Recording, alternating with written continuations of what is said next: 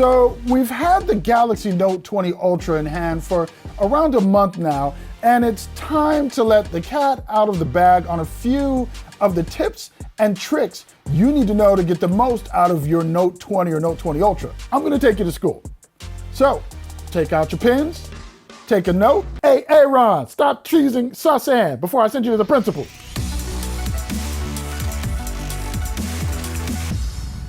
The first tip, and the tip I'm saving for last, are the only two which aren't note specific, but will help you get the most out of your use. Tip number one, fast setup on a new device. Let's begin with Samsung SmartThings. Now, this isn't exclusive to the Note 20, but this is all about getting the most out of your phone when you're setting up for the first time. Using this app will help you migrate all of your old data to your new phone in no time, so you can spend more time playing with and learning all of the cool things your phone can do. So to do this, the easiest way, get yourself a micro SD card, put it in your old device if it supports it, back up all of your data to the card itself, then place that card into your new Note 20 and restore the data from there. Next up, let's make the most of those cameras. The Note 20 has some excellent cameras and camera software, so I'm gonna start off by showing you how to get the most out of them. First up, let's get you set up proper.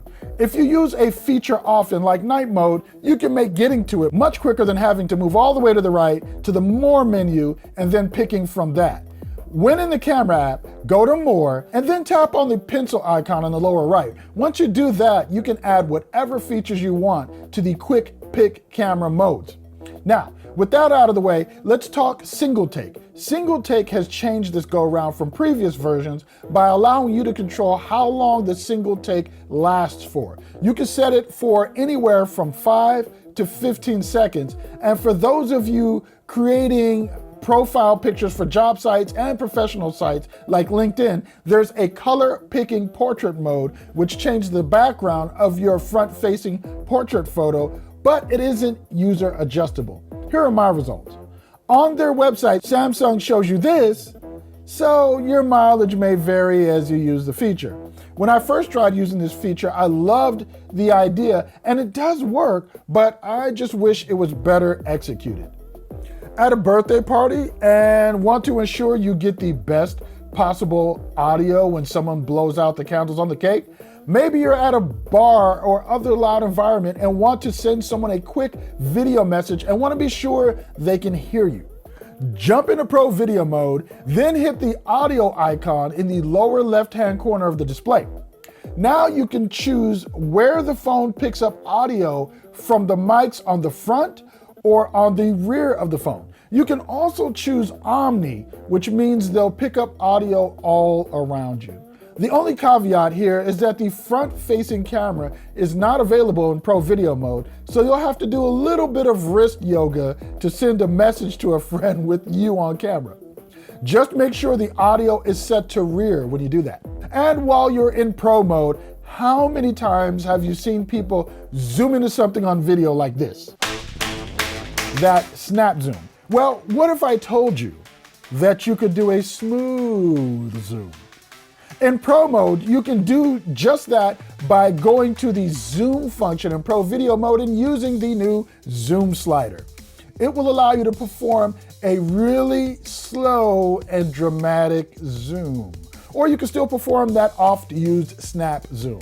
While you're in Pro Video mode, playing with the zoom, take the time to familiarize yourself with the ISO, shutter speed, manual focus, and white balance settings, and how they can change your picture quality. It really can make a difference when you're taking a picture or video in less than ideal conditions and want a little extra oomph to adjust the image and get the best possible video or picture. Now, let's get out from behind the lens and take a look at some other things. What if your world works a little differently than mine? I mean, in terms of something like your ability to hear content. I'm here for you and have a tip that I think you'll get some benefit from: live transcriptions. This is actually a Google feature and works pretty well on video content on your phone. Here's how it works. Slide the notification shade down, look on the quick settings panel for a tile labeled live caption and tap on it. A small black box will pop up with the text from the audio live as it happens. Pretty neat. And if you want to turn it off, just tap on the icon again in the quick settings panel. And since we're talking about differences in worlds, let's talk language. The language barrier is less a thing with the S Pen and Translate. How this feature works is that you can hover your S Pen over text that is in a different language than the one you speak, and it will be translated in real time to your native language. In this case, for me, that would be English. With Translate activated, you can translate either words or sentences. You do need to have some idea of the language you're translating from, as you have to set that in order for Google to translate. So let's stick with the S Pen for a moment and talk about some of the things you may not know that it can do. Going back to accessibility, when I was first using Note devices, I showed them to my dad, who loved them because of the screen size and how large text was presented. Well, if you're someone who needs a bit more help these days seeing what's on screen, the S Pen can magnify content. With the S Pen out, choose the Magnify shortcut. Then you'll get this box on the screen which magnifies whatever is inside of it. You can choose the magnification level, and when you're finished, just click on the magnification settings box's X to close it. S Pen Unlock. This allows you to press the button on the S Pen to unlock the phone when the S Pen is not inside its silo. This is a fast way to bypass biometric or pin unlocks. Once you place the S Pen back in its silo, your other unlock methods will resume their default functionality. The S Pen also makes for a great remote. I went into the air actions in my review, my full review of the Note20 Ultra, but the button on the S Pen also works wonders as a remote shutter button for your Note20's camera. You can click the button to take single shots, hold the button down for burst mode, or double click to switch between the front and rear cameras. You can also hold the button and swipe in the air either left or right to change camera modes. Moving away from the S Pen, but talking about a different type of pen. If your nosy auntie wants to use your phone to call someone, but you don't want her going through anything else on your phone like your photo gallery, did you know that you can pin an app to the screen so that that's the only app which can be used without biometrically unlocking your phone? Go into the settings and turn on pin windows. Also turn on ask for pattern before unpinning. When you do this and want to unpin, the phone will default to your unlock preference. Something new to the Note20 Ultra and Android devices like Google's Pixel is Nearby Share. That's basically AirDrop for Android. Tap the tile and go into its settings menu and set the appropriate privacy settings for yourself. Then share to your heart's content. When you select Nearby Share, anyone who also has the feature will pop up in your list of people to share to.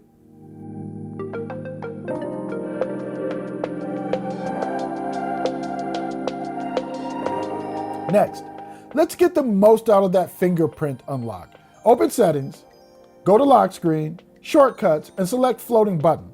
While there, you can also change the app shown on your lock screen to whatever you want. With the floating button turned on, you're going to long press the fingerprint button, and once your phone unlocks, you'll be presented with the two apps you have set in your shortcuts. Simply drag your finger to one to launch it. And for my penultimate tip, speed up that Android. This won't affect your battery life and makes the phone feel even faster than it is, and for all the money I paid for this phone, I need it to feel F1 fast. Open up About Phone, then tap on Software Information, then Build Number, tap on that a few times. That will unlock Developer Mode. Once that's unlocked, go back out to Menu Settings and you'll see a last menu now titled Developer Options. Go in there and go to the Drawing category, or if you watch Simon, the Drawing category, and change the window, transition, and animator scales to 0.5x. Now, your windows and animations are going to be super snappy. Don't mess with anything else in that developer menu though. Consider yourself warned. For my last tip, this is actually the first thing you should do when setting up your new Note 20 or 20 Ultra. Look, Many of us in the tech space have been telling you for years to use a password manager. You need only remember one master password and you can then access all of your other passwords without having to remember all of them. Does this sound like you? I recently had a family member tell me they were afraid to update their phone or update apps on their phone because if it logged them out of their apps, they didn't know the passwords and would have to forgot password a ton of apps. I know this may sound silly to some of you tech-savvy folks, but this isn't the first time I've heard of someone not wanting to update a phone or apps because they don't know the passwords. I think this is probably more prevalent than we think. Of course, if you were using a password manager, this would be a non-issue. Why am I including this on a Note20 tips and tricks? Because if you'll take the time to use this now, when you upgrade to the new phone, you'll simply use the password manager to autofill all of your usernames and passwords, signing you automatically back into all of your apps. It is such a time saver. You'll be offering me up your firstborn like my name was Rumpelstiltskin.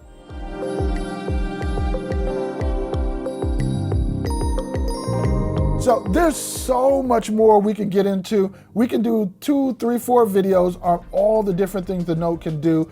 It does so much and we generally only use a fraction of it. But if you have any tips that are your favorites, things you'd like to share, leave those in the comments below. Sharing is caring. It takes a village to raise a smartphone. Let's all help each other out and share those tips. My name is Tshaka Armstrong. This has been Reviews.org. Note20 tips, tricks. Thank you for watching. See you on the next video.